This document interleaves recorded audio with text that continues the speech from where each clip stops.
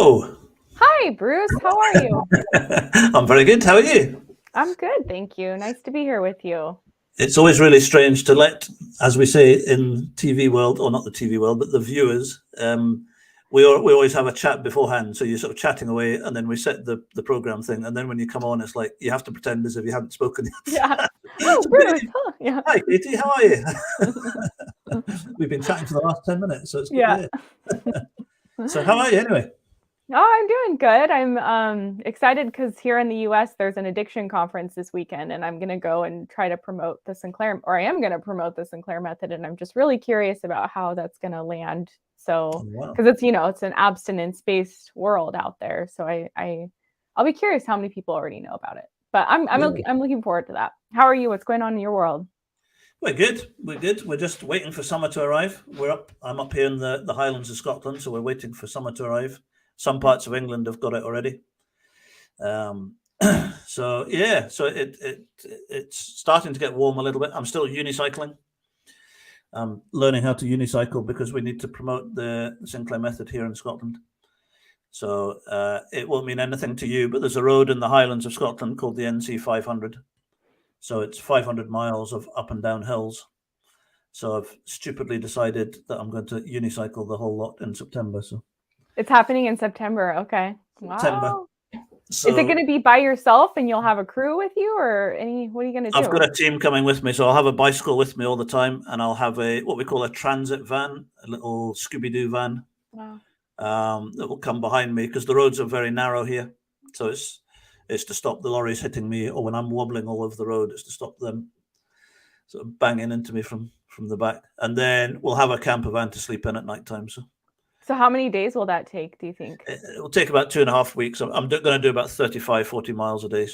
Wow, Bruce. Wow. So on the And you're going to downhill, document the whole thing, like make a video or? yeah, we're going to do live feeds every day on it, and it's all going to be on Facebook. We've got whilst we're here, NC 500 Facebook page, NC 500 the number unicycle.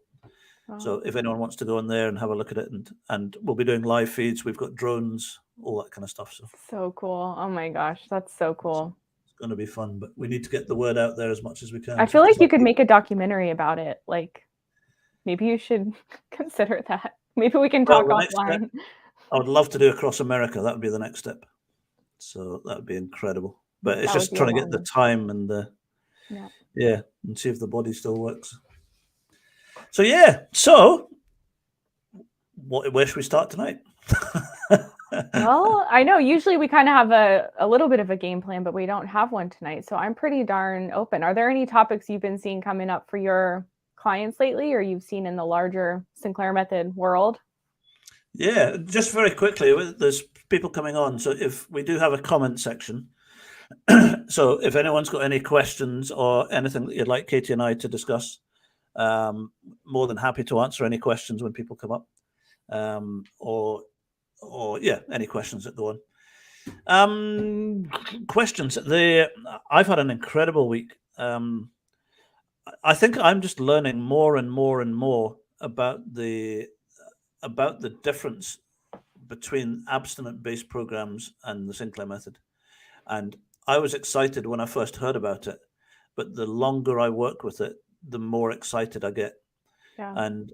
And every time I'm speaking to clients, I mean, today, just some of the clients that I've been on, I've had 3 clients in the last week that were phoning up inquiring about the program. And all 3 of them burst into tears and they said, Bruce, I just want to be normal. Wow. All 3 of them said exactly the same thing. I just want to be normal. And there's Rick. So they were just saying that when they were drinking, life was difficult. When they stopped drinking on an abstinent-based program, they were fighting the craving constantly, and it was just a different type of not horribleness, but it was a battle. It was another battle. And then I'm finding on the Sinclair Method that once people get into the program, get reduction right the way down, it's just such a nice, gentle, peaceful way of doing it. And it takes away that striving, that battle, that fight, that constant day by day fight against craving or fight against why can't I stop? What is going on? Why can't I stop? Mm-hmm. So it's and something interesting as well. I put a message out on LinkedIn the other day, and I was just as bold as I possibly could, because sometimes, possibly like you, I try not to over egg the whole thing, because people don't believe it. And so I went on Facebook and I said, listen, I have a program that has a 78% success rate. I would love to do a live Zoom meeting where if any professionals, any doctors, anybody wants to come in and listen, I will explain to you. I said, either if you're reading this what I'm saying here, either what I'm saying is probably one of the most exciting things to happen in the recovery world, or I'm lying through my back teeth. And would you like to come to a Zoom meeting and please challenge me on the figures, challenge me on the program, challenge me on this, that, and another. I've had one person. Wow. So I don't know. I just don't know what it is. People just, I don't know. Yeah, it's like, well, it's interesting you say that, because in preparation for this addiction conference I'm going to, I've been doing research on some of the rehab and treatment centers that will be there, and several of them mention naltrexone and medication-assisted treatment, but it's either for the Vivitrol injection for opiate addiction, or they're talking about Vivitrol or naltrexone or nalmefene for daily use with abstinence. And nobody is talking about using it as a harm reduction tool. And so I'm bringing, I've just been re-reviewing some of David Sinclair's research and reading one today that's like, through 8 double-blind placebo-controlled clinical trials again and again and again, it proved that naltrexone combined with drinking is far more effective than naltrexone alone. And naltrexone combined with drinking plus coping therapy was even more effective.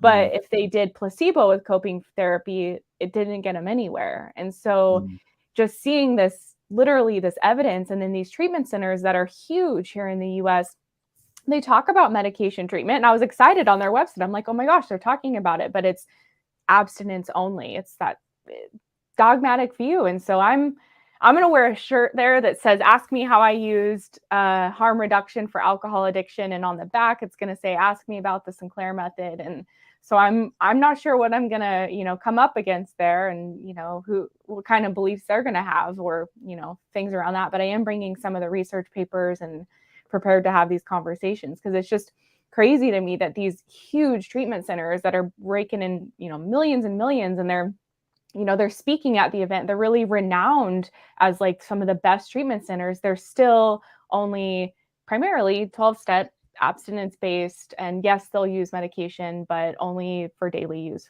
without drinking, which there's so much data to support that is not nearly as effective. So like the challenge you've been having reaching out to people on LinkedIn is just turning that huge ship around that's been going in one direction for a century. And I even heard someone say recently that they're a psychiatrist, and because David Sinclair's research is older, like this article or this paper I was reading today is from 2001, that they didn't want to support the method anymore because the research wasn't current. But like it doesn't change the fact that like naltrexone still works the same today as it did in 2001, and like this protocol still works. So it's just interesting, like the reasons that medical professionals who should be supporting this, like that was just one anecdotal example, but the fact that the research wasn't up to date was their reason for not supporting it. And it's just, I'm just, even just listening to that, I'd absolutely go for it. And it's just for anyone that's just joined or anyone that's listening. Again, if you've got any questions or any comments, please fire away. Just very, very quickly, if anyone's joining us that hasn't been here before, very, very briefly, we're just discussing the Sinclair Method, which is, I describe it as an alcohol reduction program leading to abstinence or safe drinking using a medication called naltrexone. Naltrexone is an opiate inhibitor. The people who become dependent or addicted to alcohol, the research is showing that there's far too much endorphin being released in the brain. So the medication naltrexone reduces the amount of endorphin. It's an opiate inhibitor. It blocks the receptor and blocks the amount of endorphin. And then as a result of a period of time, alongside a support program, Katie runs something called Thrive. I run something called Alcohol Recovery Scotland here in Scotland, the UK. alongside a support program with the medication, the success rates that we are seeing are long-term, not just whilst they're on the program or 2 or 3 months, long-term 78% success. I've worked with it. Katie's been through the program herself. Katie's working with clients on a day-to-day basis. I've worked exclusively with clients for the last 3 years. The success that I used to work in alcohol and drug rehab center management.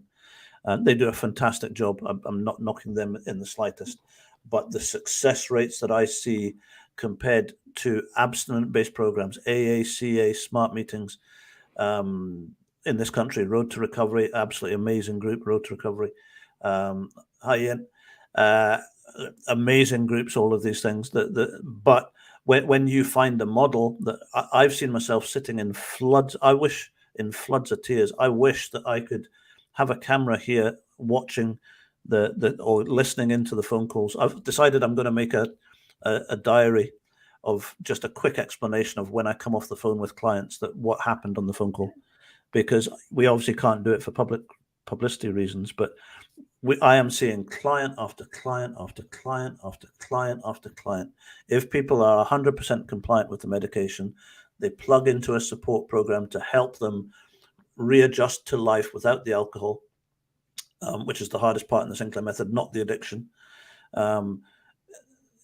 It's just incredible. I mean, and the frustrating thing for Katie and I'm sure Katie will agree, is that when you see it working on a day-to-day basis, the frustrating thing is how do we get, the reason we're doing this is how do we get the word out there?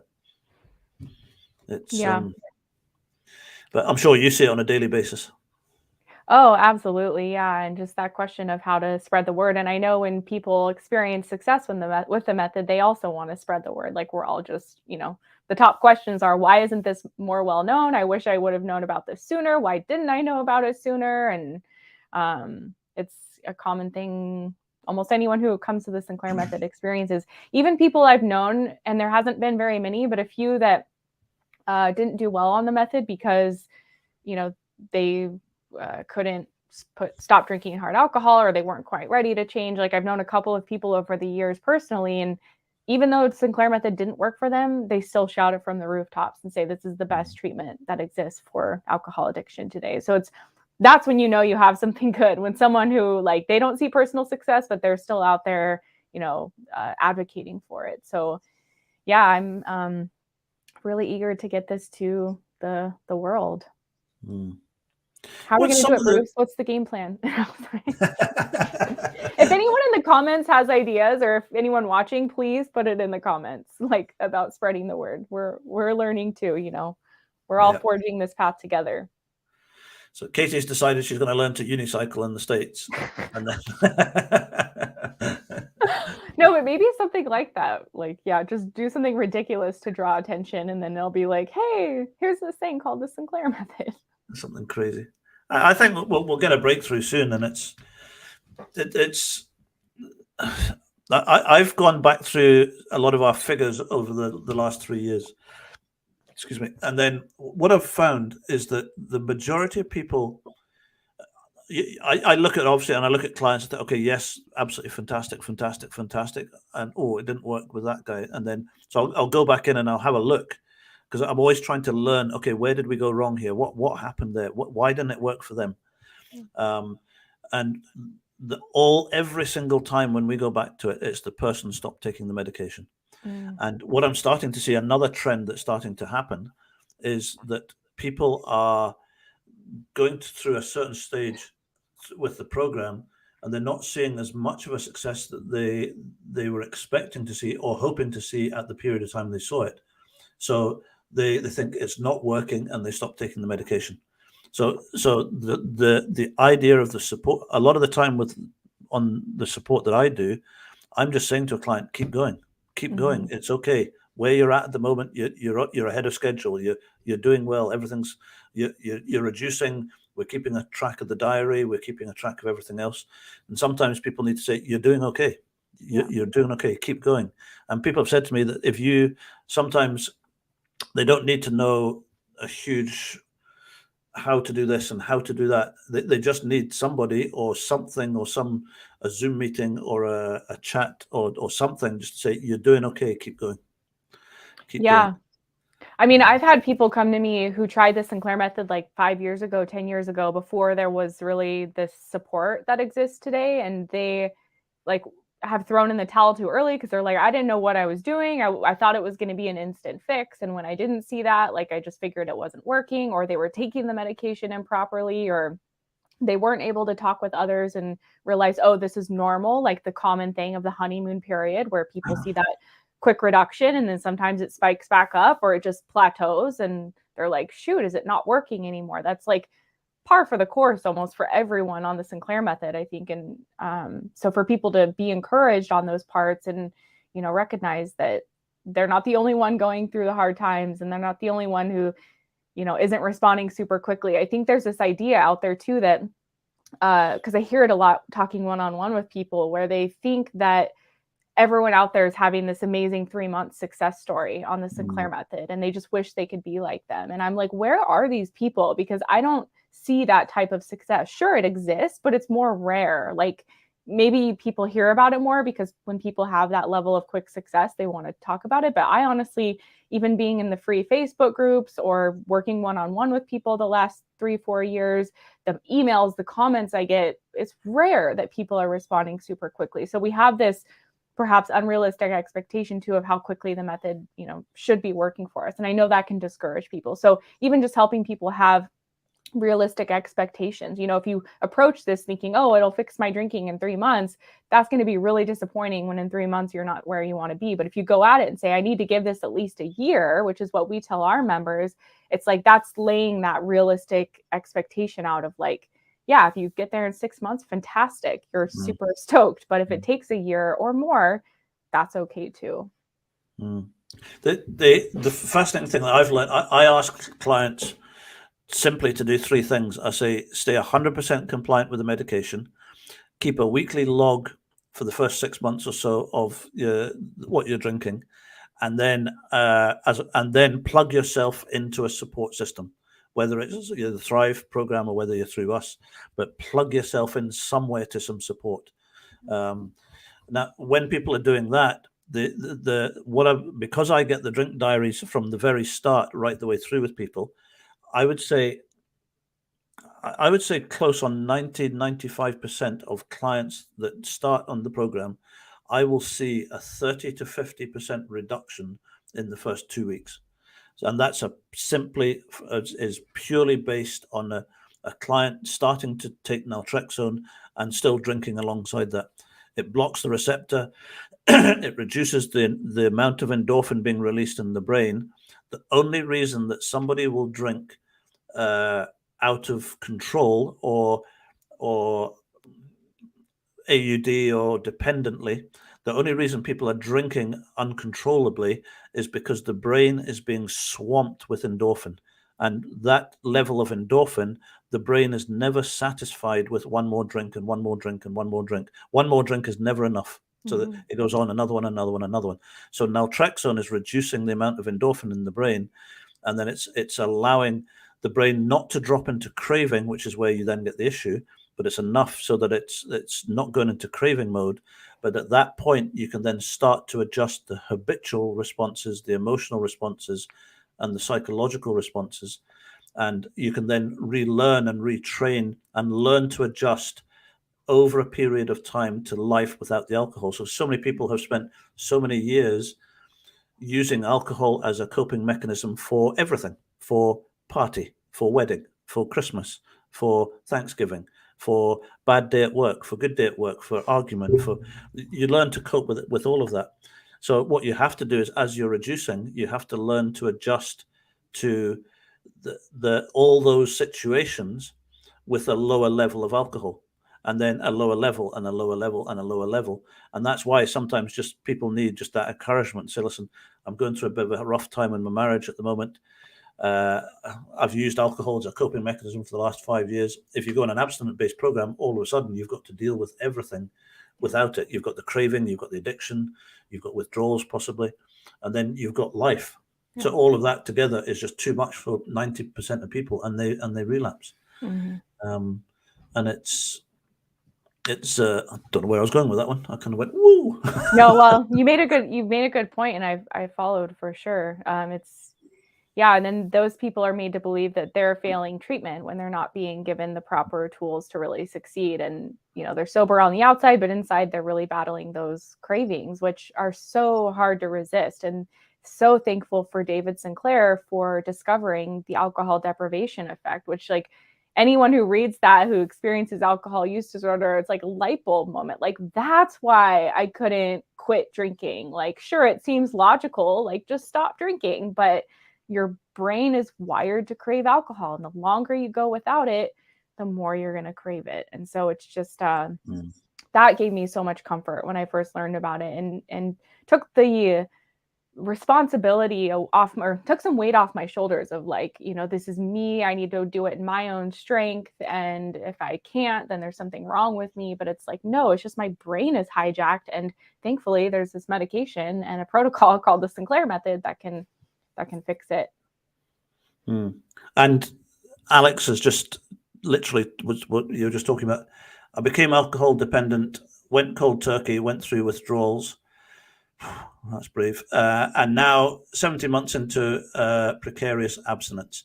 I still find myself craving and wanting a drink and thinking about it. But no, if I go and have a drink, I'll be back to square one. Would you recommend TSM from abstinence, or can you speak to that? I feel as though I've half overcome the addiction and given up drinking, but my brain still wants it. Thanks. That's exactly what you were talking about. Such a good question. And I'm sure you and I both have thoughts on this. Like, I'll just say, like, congratulations on 17 months abstinent, because that is not easy to do, especially when your brain is still battling those cravings. That just speaks to your commitment to getting better, I think. And, obviously you have a lot of willpower, and through this time, I'm sure you've developed a lot of healthy coping tools and new habits and hobbies and things like that. I have worked with people who have gone from long periods of abstinence, a couple of years, to the Sinclair Method. And Bruce and I know we agree. It's like, if anyone's sober and it's working for them, like, we never want them to sabotage that and go on the Sinclair Method just for the fun of it. Like, this is something that you could really, I think about seriously, because it is a transition. And I knew someone who went from Alcoholics Anonymous, 2 years sober, to the Sinclair Method, and they had a rough patch the first 6 months or so, and they were questioning whether or not it was the right thing. But they realized after 6 months of trying to do it on their own, they went to a program and started seeking therapy and support, and that really helped them with the method. So I do say, like, if you want to reintroduce alcohol through the Sinclair Method, like, the results, like, I have personal success with it. I tried abstinence. It never worked. Those cravings were incessant. And through the Sinclair Method, I truly got free from problem drinking. It just fixed my brain completely. So obviously I'm a huge proponent of it. But if you do decide to do this, like, number one, think about it really seriously. And then number two, definitely view it as a treatment protocol and get the right support so that you are guided through it. And you're not just out there, like, willy-nilly taking a pill and reintroducing alcohol and drinking like you normally would. Because even though the pill is really powerful and it can protect you from going into a traditional relapse or binge, there are things that we have to do alongside the medication to work toward extinction. And, again, like, you've had 17 months alcohol free, so I'm sure you have a lot of new habits and coping tools, but it's amazing how quickly we can remember our old relationship with alcohol, and sabotaging behaviors can come back even on the medication. So I've seen it work well for people. If you're really battling cravings, it's certainly something to consider. And I definitely want to hear what Bruce has to say. Hi, Tahir. Hey, good to hear. So, yeah, Alex, exactly the same as Katie. Well done. 17 months of abstinence. Katie and I will support anything that works for anybody. Where I always say, if standing on your head reciting the alphabet backwards works, then do it. There's a very, very fine line. I think the biggest thing with the Sinclair Method that I've learned, having worked in abstinent-based programs, is that in abstinent-based programs, what we were doing is we were we spent the whole of the program. The whole program was structured and delivered to protect people from relapsing. The whole thing, everything we did was to protect people from relapsing and to put coping mechanisms in place to fight the craving. It's the craving that's the issue. So what happens with when some people will get a much higher reward of endorphin in the brain from drinking alcohol than other people. So that's why over a period of time, it's a learned behavior. Over a period of time, people will then become dependent on that reward, so on the alcohol. So then what happens is when your brain is getting this huge reward of endorphin, if you go on an abstinence-based program, what happens is you're stopping drinking, so you're taking away the huge reward that the brain is getting and has had for 5, 10, 15, 20 years. What then happens is the brain drops into craving mode and it goes, hang on a minute, you've given me this huge rush of endorphins for the last 10 years. All of a sudden, you've taken it away from me, and the brain goes into craving. It goes into what Dr. Sinclair would call deprivation. He called it the deprivation effect, and he did research on this to show that it was the case. So what then happens is that the longer someone goes without alcohol, the more the craving will build and build and build and build. So this is why we get this complete circle with people on an abstinence-based program. You stop drinking, you take the reward away from the brain drops into deprivation or starvation or craving, and then the craving then builds and builds and builds and builds and builds. What then happens is someone will then have an argument, they'll have a bad day at work, they'll have something, they'll have one drink, the brain goes from 0 to 1200. So you're right, exactly right, with one drink would take your brain straight back to 1200. It's 1200 nanograms of endorphin reward. And that is the equivalent to heroin. There's a rush of endorphin come through your brain and you can't control it. That's what's going on. So I think the education of what is causing the AUD or the dependency is vital at the moment. And exactly the same as Katie, we would never advise someone to start naltrexone deliberately to do that. Now, the other side of it is that if people are getting to the point where they're going to relapse, then that's a different kettle of fish. If like Katie said, I would do the research from the Sinclair Method till you're blue in the face. And if you did decide to go down the Sinclair Method road, the only advice I would give you, I don't care, I don't know where you are in the world, but wherever you are in the world, you have to get a one-to-one person to walk you through it. Get a coach, get someone who is skilled and experienced in the Sinclair Method. Because like Katie's saying, the first 2 to 3 months, I'm the same. I've had clients who have done it, but I have spoken to them every single day for the first 3 to 4 weeks. And we've done a very, very structured program. We've put together they had a very strong family support. They had family, they had wife, they had partners, they had everyone around them to make sure that everything was in place for the first 3 to 4 weeks, because there is a risk. There's always the risk that you could relapse if you take the medication, if you don't take the medication. My experience is that if people, as long as you're in a very controlled environment for the first 3 to 4 weeks, and you are very disciplined with having one drink every day, and I know that's difficult from what I've just said, but the medication will deal with that. But please, whatever you do, go away and study it and study it and study it. And if you did ever do it, make sure you're with someone who knows exactly what they're doing with it, because the relapse after that period of time could be fatal. So we don't encourage it. If you are coping with the cravings, keep going with the mechanisms that you've got for coping with it, and fight it for as long as you can. It's a hard one, but we wouldn't actively encourage it. But it has been done, and it has worked, and it has failed with some people. And the failure can result in a huge relapse. I'm currently working with someone who's been sober 3 years, who deliberately started Sinclair Method, and we've deliberately over the last 4 weeks introduced alcohol, but it's in a very, very, very, very controlled environment. Very controlled environment. So anyway, I could go on with that one. Just be very careful if you did go down that road. Just do what you can do at the moment and keep researching the Sinclair method and see where it takes you. Sorry, gone off one there. No, it's great. I did want to, Rick said something that I thought I wanted to pull out, because he said, I have been on TSM for 8 months. I'm not quite where I would like to be, but I have not once driven with an elevated blood alcohol concentration since TSM. What a great win. Used to drive under the influence all of the time. And I just want to say that, like, that's some of the beautiful things about the Sinclair method. Is a harm reduction approach. So sometimes we can get hyper focused on, are we drinking 50% less, or how many alcohol-free days are we having? And those are very important, but we have to recognize all of the other changes that are happening through this process, like no longer driving under the influence. That was something I used to do all the time too, Rick. And other things, are we more present with our family, or are we exercising more, or sleeping better, or things like that? Because when we overdrink, it just negatively impacts so many areas of our lives. And so as we cut back and reduce, it will positively impact our lives as well.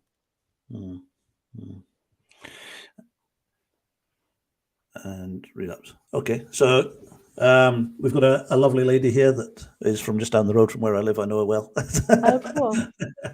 And she was saying that she was in AA for a number of years and relapsed. I've been in touch with Joanna at Sinclair Method UK, and she's great with advice. Yes, absolutely. Joanna's very, very good. Joanna actually taught me half of what I know. So, so absolutely. Plug into Joanna. You've got a good person there. Very, very good person there. So, it's good you're doing your research. Yeah. Chalking. So Jane's saying that AA to TSM is, I can't say it, chalk and cheese. Chalk and cheese? Chalk and cheese. What does that mean? We keep coming across these different expressions that we have in Americans. Chalk and cheese is like opposite. Oh, okay. Chalk and cheese. So it's one's they're completely opposite to each other. Okay. So apples to oranges. That's what we say here. Yeah, maybe. yeah, Okay. absolutely. Chalk and cheese. Learning so much. The main reason that I find, and again, it's not to knock AA and not to knock CA or smart meetings or rehab centers or anything to do with abstinent-based programs, but the reason that the Sinclair method has such a high success rate is because they treat the addiction. We hate the word. We treat alcoholism as a medical condition. Every other organization in Scotland, the UK, in the States, they will treat alcohol use disorder or alcohol dependency as a moral failing, or as a weakness, or as a spiritual shortfall, or as it's something that you are doing wrong, making bad decisions, and therefore you're not staying sober because you are choosing to have a drink. When you start to look at the science, and when you start to look at the medical background of what is going on from a neurological process in the brain, we then start to understand and realize that alcohol dependency, or AUD, is a neurological condition of the brain. It's not a moral failing. It's not a shortfall. It's not a decision. It's not people making bad decisions. Nobody, I can guarantee nobody that Katie and I work with want to be drinking the level they want to be drinking at. They don't do it for fun. I promise you that nobody at that level does it for fun. They're doing it because there is an imbalance in the brain that is just, it's like me. I've got epilepsy. There's too much electricity in my brain being released. It's not because I'm a bad person. It's not because I make bad decisions. It's not because if I go to my doctor, he's not going to say, well, stop having seizures, Bruce. Where's Tahir? Tahir's a man with, he's a doctor. If I go to Tahir and say, listen, I'm having seizures, Tahir, can you help me? And he says, well, listen, just stop having the seizures and drawing attention to yourself. Go to your local epilepsy support group and everything will be fine. Yeah. Now, when I say that to people, we laugh. Everyone laughs. And say, well, that's stupid, Bruce. Just take this epilepsy medication. Alcohol dependency is exactly the same thing. It's a neurological condition. There is a medication on the market that can treat it, and alongside support to bring people back. That's why the success rate goes through the roof, because we treat it as a neurological condition and not when you go to AA meetings and all these other meetings, you're going there and people are going, yeah, the whole process is to protect you against craving and relapse. Everything in it. Hi, keep going. Yeah, you're doing well. Yep, we're doing that. Whoa. Pat on the back, give us a hug. Let's keep going. Let's get back here next week. And that's fantastic on those programs, because you have to do that to stay sober. But we don't. It's 2022. It's the year 2000, baby. It's 1944.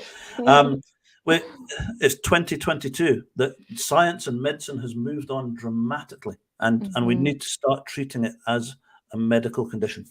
Yeah. No, absolutely. Absolutely. And this gal, Jackie, has a question that we hear often from people about: why would you introduce alcohol to someone in recovery? Sorry, not a dig, but Bruce, introducing someone to try to drink in recovery is just a no. How many people do you know that have gone back to being a sociable drinker?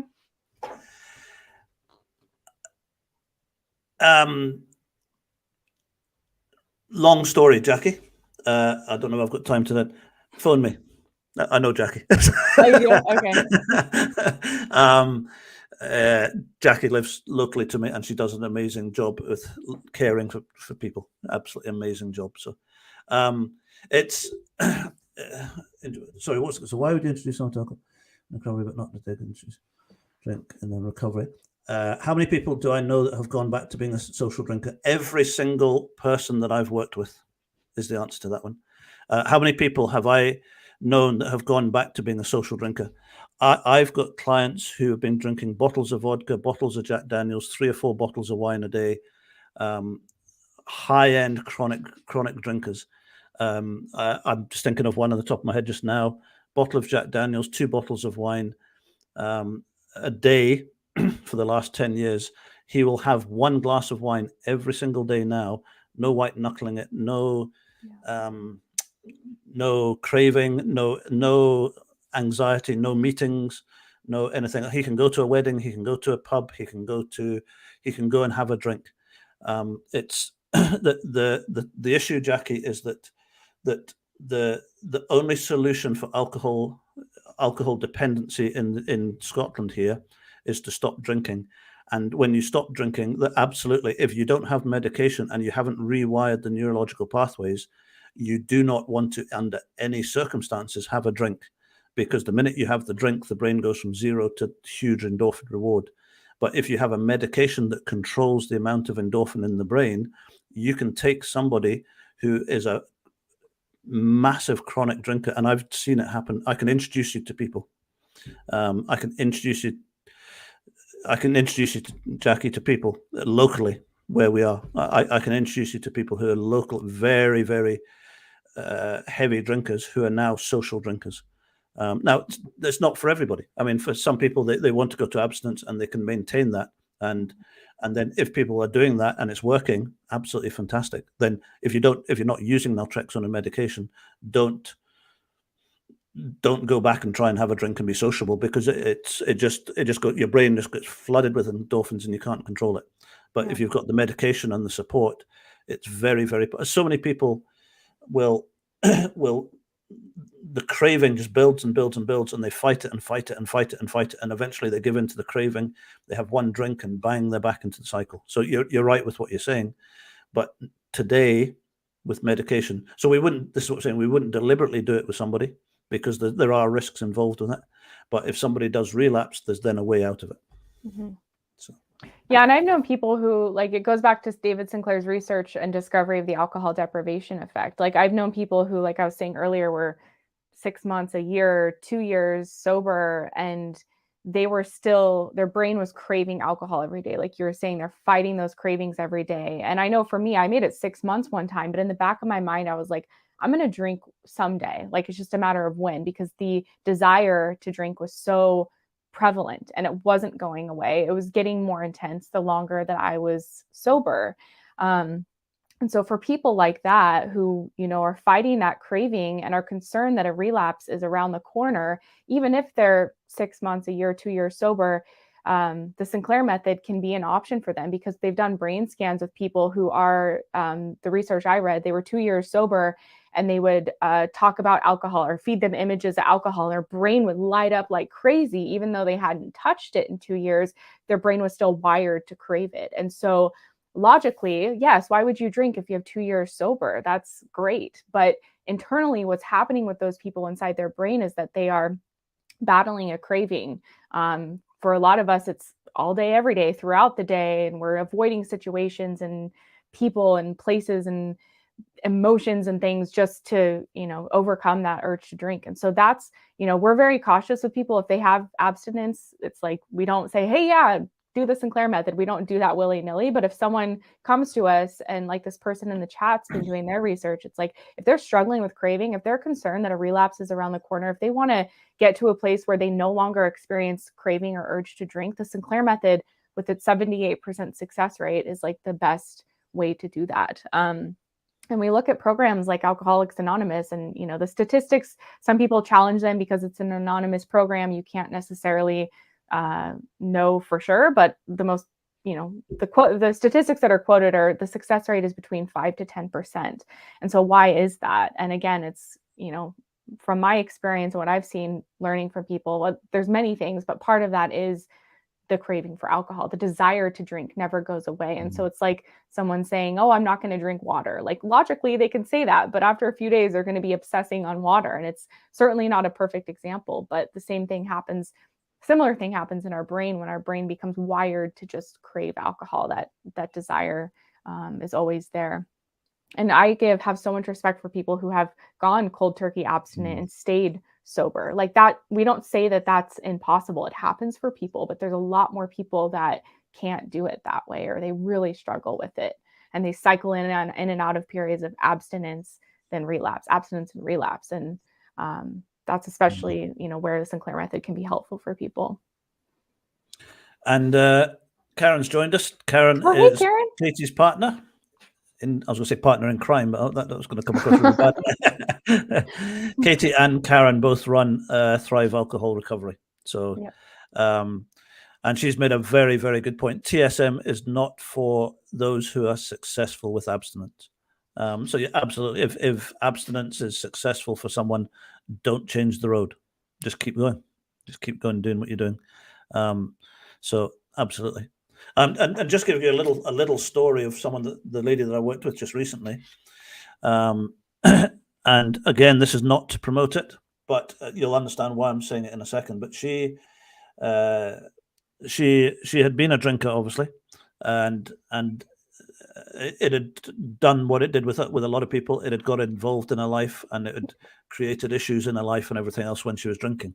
She then went abstinent, and she said to me, she said that the 3 years that she's been sober has been good that she's sober, but because of the craving and the struggle, the daily struggle that she's had to stay sober, it was just a different sort of unhappiness. Is that the right word? Just a different sort of, when you're drinking, it's difficult. When she's not drinking, it wasn't difficult. And she came on the phone, and I'll never forget it. She was in floods of tears, and she said, "I just want to be normal." And she'd done all the research, she'd done everything else on it, and she did. We did start her drinking again. That was 3 weeks ago. Now, if you take somebody who is drinking at a high level, you cannot go more than two. A relapse will always take 3 days. The first day you have 1 or 2 drinks and you think, "Yep, I can do this."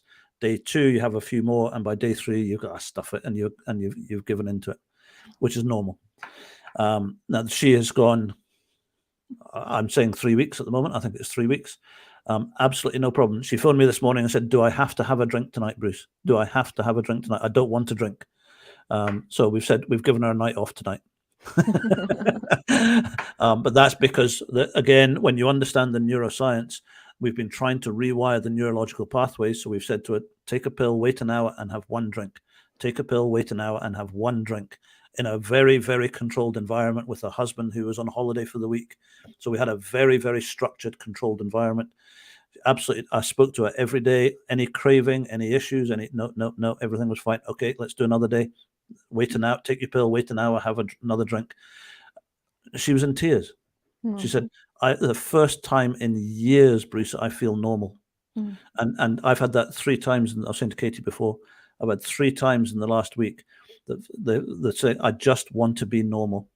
And guys that fought it, you know what it's like. It's not, it's, if people are, if the relapse is inevitable, then talk to someone who really understands it.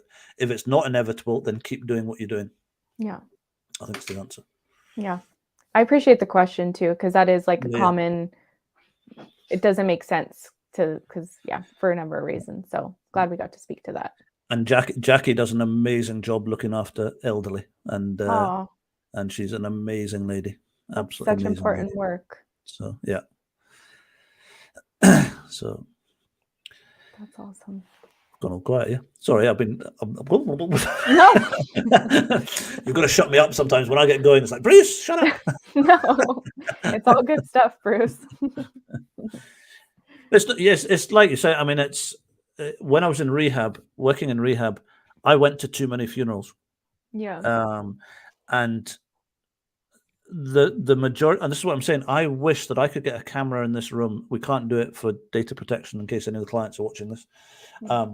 But I wish that I could have a camera in here or some way of running through. I've had, I'll just do it whilst I'm here. Today, I have had 1, 2, 3, 4, 5, 6, 7 appointments with clients. Wow. Every single one of them has been positive. Every single one. Now, if that was an abstinent-based world, every single client there, we would be talking to them, coping techniques, do this, keep yourself busy, don't isolate yourself, don't go to the pub, don't go to the football, don't go anywhere where there's alcohol, don't do this, don't do that, don't do this, don't do that. Every single one of these people. There was one of them, my second appointment, he's on his way to Portugal on holiday right now as we speak. He'll be sitting on a plane. And he said to him, what am I going to do this week, Bruce? He's reduced by 70%. I've said to him, take your pill and go and enjoy yourself. Have some extra drinks. Go and enjoy yourself. And I know from experience that he'll go and have a couple of glasses of wine and then he'll be fine. But the point I'm making is that 7 phone calls today have been positive. Every client I've spoken to has been a positive response to things. That when you're getting that kind of response, I've got another 8 tomorrow, and it's exactly the same just from looking at people there. There isn't a bad one in there. There isn't a bad one anywhere actually this week, to be honest with you. There's one that's struggling that I'd speak to on Monday, but we're getting there with that. But I've never, ever, ever saw anything like this in the abstinent-based world, ever, which is why I get a bit kind of... Yeah, and I mean, I hear that too in the live group support calls we do over and over again. I hear, people who've been in AA and then come to these groups, and the stark contrast of like the AA groups can be, and of course, this isn't true for all, but I've just heard that they can be so depressing or kind of not very encouraging because everyone's just kind of dwelling on their past and the challenges they've had with alcohol, where with TSM, it's, of course, there's people that struggle, but it's much more uplifting and they're much more positive about the success they've seen. They're not, having to revisit the past over and over again to remind themselves why they can't drink, but instead they are looking to the future and getting excited about seeing themselves really change their relationship with alcohol. So it's just a whole different feeling and vibe, which is great and encouraging to see.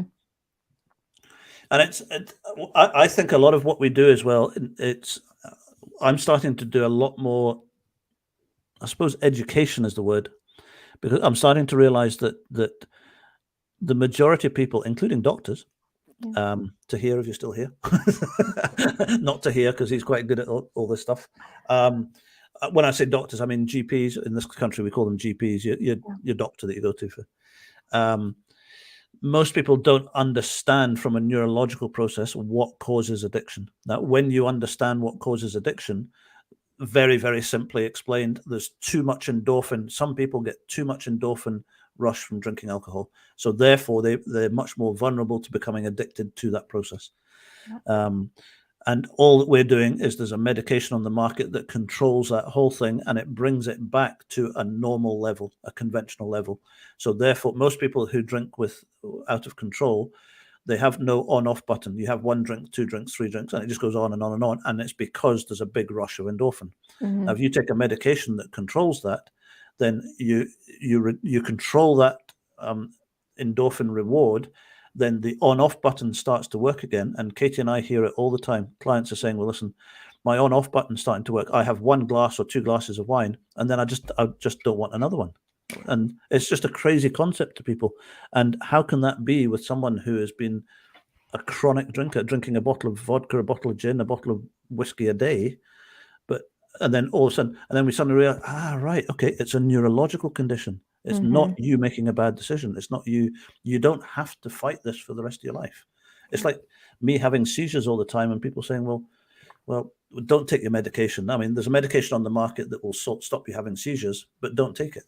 Yeah. And then it's like, just stop having seizures. Just stop having seizures. You're drawing attention to yourself, Bruce. Stop it. Go to your local epilepsy support group. But it's I'm making fun of it, but it just explains that it's when we genuinely understand that alcohol dependency or AUD is a neurological condition, and I keep hammering this home now. And it's everyone in all the abstinent-based programs will tell you that it's an illness. So it's the only illness in the world that is not treated with medication. Yeah. Apart from TSM, which is why the success goes through the roof. Yeah.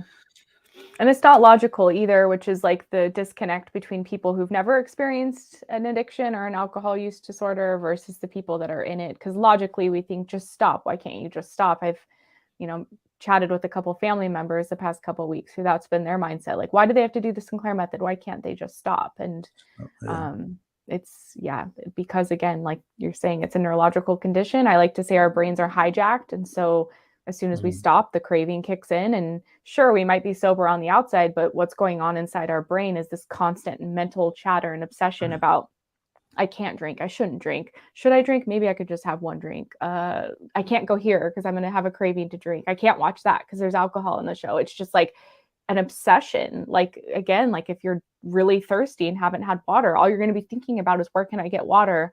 And that's what it feels like. And so with naltrexone coming in, it starts to quiet that and your brain starts to feel normal. I know for me, I was like, whoa, I have like space in my mind. Like I forgot to think about alcohol today. And it was just incredible to see that gradual change over time. And I didn't realize how much I was thinking about and craving alcohol until I started on naltrexone, and that started to go away. And I was like, 11, 12, 1 o'clock, and I wasn't thinking about alcohol yet. And that was just so exciting, to be honest. And my brain could think about other things and I could think about my future more. Whereas pre-TSM, it's just like you're living for that next drink, like whether you're drinking and thinking about drinking later that day, or telling yourself you can't drink, or you are drinking and you're like, where's another drink? It's an obsession. And it's very, very uncomfortable. And that's why so many people, they say, screw it, and they relapse because they want to quiet that craving. They want to scratch that itch so badly because it's so tormenting that it's just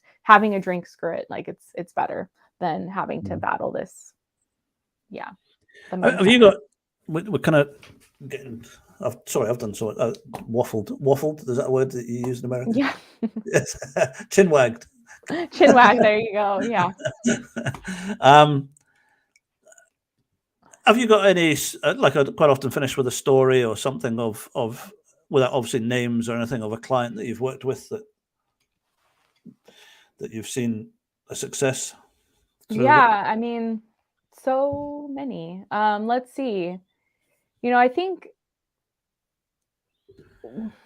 several come to mind that are people who got going on the Sinclair method and weren't quite ready to make the change yet. And so maybe they dabbled with the method, had, 1 foot in, 1 foot out. Maybe they weren't 100% compliant with taking the medication, which we all know that's the golden rule for a reason. Like that's another critic we get from people who don't support this method is like, okay, well, you have to take the medication. Like, why would someone be motivated to take the medication? And that's where, if someone really wants to get better and they don't want to have this problem with anymore, they will take the medication. But of course, some people start and they're not quite ready yet. And so they may not always take the medication, or they may just continue to drink habitually and mindlessly instead of mindfully, and really work on habits. And so I've just seen a couple, well, more than a couple, but a couple are coming to mind, of clients that they kind of had to do the Sinclair Method 2 or 3 times before they finally felt ready to change. And one client I worked with recently, he did it and he saw a result. He was a binge drinker. Like, he wouldn't really drink during the week, but on the weekends he would just binge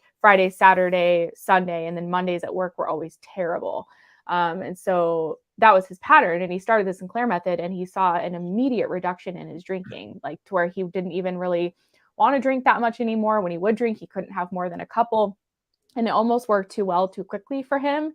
And so he just put the medication aside. He's like, oh, I'm not ready to let go of my like weekend binging yet. So like, I know that pill works, but let me put it aside for a while. And then another year went by and some stuff happened for him and he was ready to recommit at that time, because the consequences he was experiencing from his drinking were getting bigger. He was concerned about losing his job, his health. There was a number of things. And so he committed to it. He signed up with me coaching. We were meeting every 2 weeks for like 6 months. And he saw this amazing change. And I think it just spoke to, he went from drinking, like binge drinking several days a week. And then by the time we were done working together, he was drinking 1 glass of wine very intentionally once a week. And then after 6 months on the treatment, he opted to go abstinent. I just talked to him a couple of weeks ago and he's still alcohol free. He may reintroduce it again.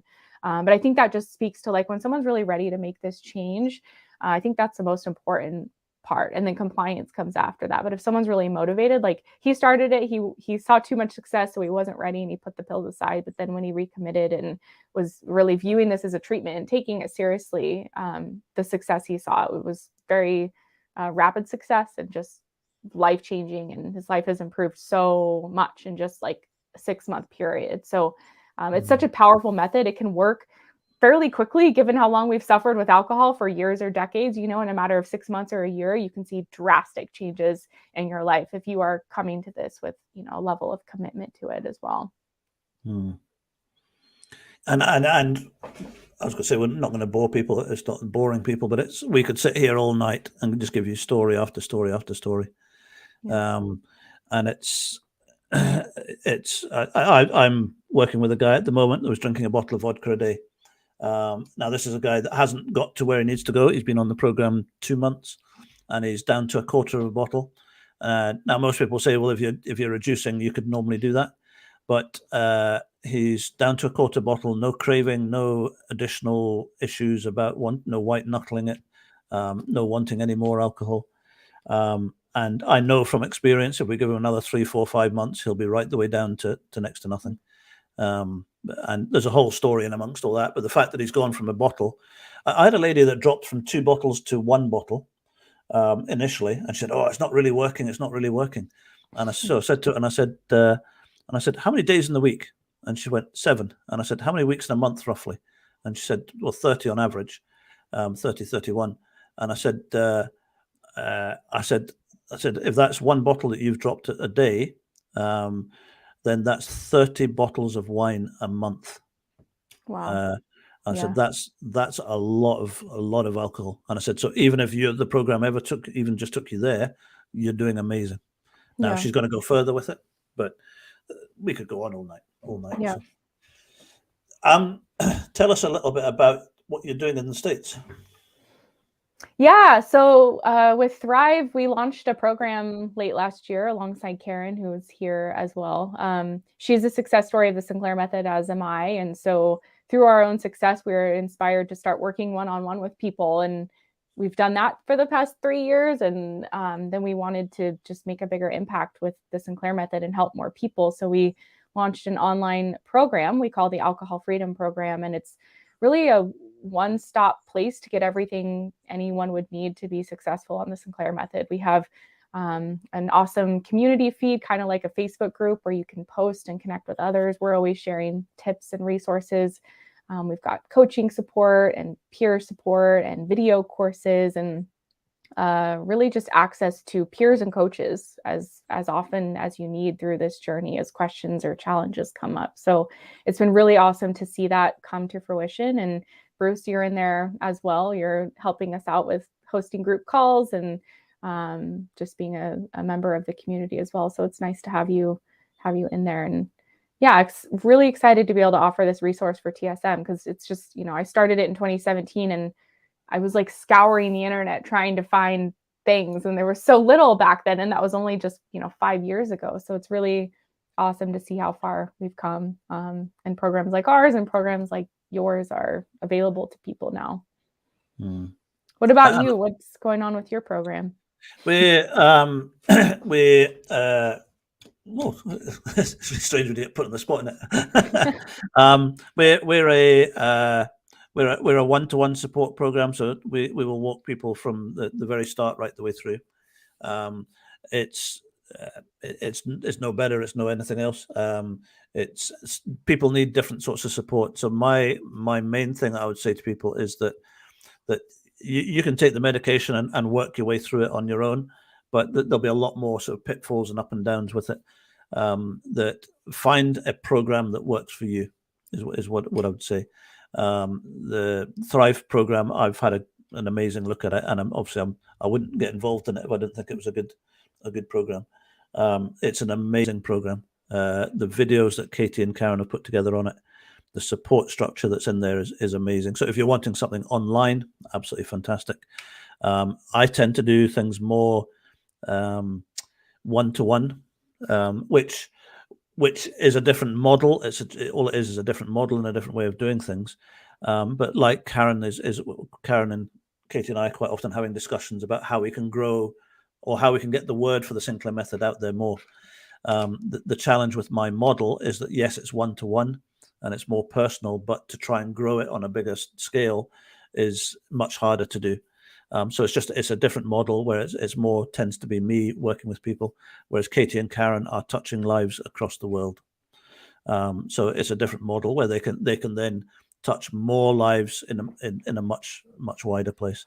So it's just, I mean, there's the nice thing with the Sinclair Method is that we just have to get the word out there. Like I said, whether you run with Katie, whether you run with ourselves, whether you run with any other organization. Yeah. Like you said, we just want to know that the end result of a very, very chronic drinker is not pleasant. So we really don't care what people do. The only thing I would say is that please plug yourself into a program that has support, like Thrive or through us. Yeah. Or through another organization if you don't like us.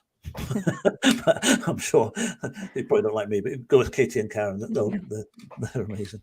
Yeah, I know for like I know we're wrapping up, but just like because I had a lot of shame around my drinking, and so I was like afraid to reach out. Like even in some of the free Facebook groups and stuff that are out there, it's like I didn't even want to post in there. I just didn't want to like feel like I needed that support because I was like I can do this all on my own. But a few months into the Sinclair Method, I was really humbled when I realized like, oh, I'm drinking more than like I thought I just like to have fun and drink, but it was more than that. And so I had to plug in, start seeing a therapist, and just kind of surrendering to the fact that like I had some healing to do. And I wasn't really aware of that when I started the Sinclair Method. I was like, I just thought I liked to drink, but it wasn't easy for me to start asking for help. But like I kind of had to after a few months on the method. I know that's not true for everyone, but I just relate with where people are at on both sides of that. Yeah. Okay, we've actually run 5 minutes over, but that's good. Yep. So, and thank you to everyone that's joined us. This will stay up on the Facebook page or on YouTube if anyone's seeing it on YouTube. Hi, Donna. She was waving it on. Hey, there's Stevie. There's a guy that I used to be at school with. Oh, cool. Give me a phone, Stevie. We need to get together sometime and grab a coffee. Tim, I better not say any surnames. Tim was up seeing me at the weekend, so we'll need to get together with a few guys from school. So good to speak to you. Okay, I think that's going to be us for tonight. Thank you very much, Katie. Thanks, Bruce. Have a great night. It always sounds like a TV kind of, let's go to what would you call them in America? We call them adverts in this country. I don't know Commercial what break. Oh, commercial break. Let's Okay, go yeah. on a commercial break. No, thank you very much to everyone for joining. Any questions, put it on Facebook or get in touch with Katie and Karen, or if you're in the UK, give us a phone. More than happy to answer any questions as we go along. And, Thanks, everyone. oh, sorry, Donna. Yes, you're sorry. I've now realized I knew the name. And you know, when you see people's names coming up, Donna is on admin with Steve. Oh, Steve's. very cool. Okay. So I know who Donna is now. Yeah. Okay. Nice to see everyone. And we're back here the first Wednesday of next month. So if you're free, come and join us. Yep. Okay. I'll speak to you all soon. Thanks, Katie. Bye, Bruce. Bye.